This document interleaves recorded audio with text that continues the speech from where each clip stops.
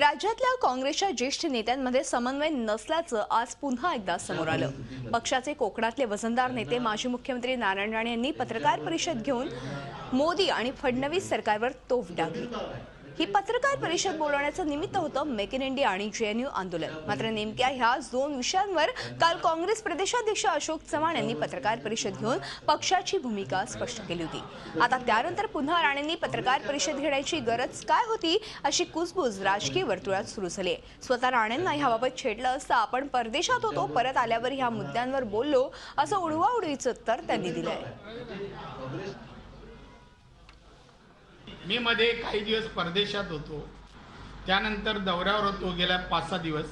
आल्यानंतर मला प्रेस घ्यायची होती, तर उद्यापासून परत दौऱ्यावर आहे। मला प्रेस मेक इन इंडिया संबंधी घ्यायची होती, त्यात हे विषय मला मिळाले। तर मेक इन इंडिया सुरुवात करण्याऐवजी त्या विषयाला प्राधान्य दिलं की नेत्यांवर जे काय हे होत आहे आणि कोणाला धमकी द्यावी, बीजेपीने द्यावी।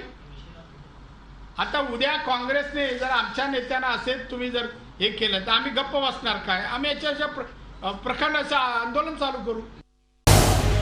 झी 24 तास रहा एक पाऊल पुढे।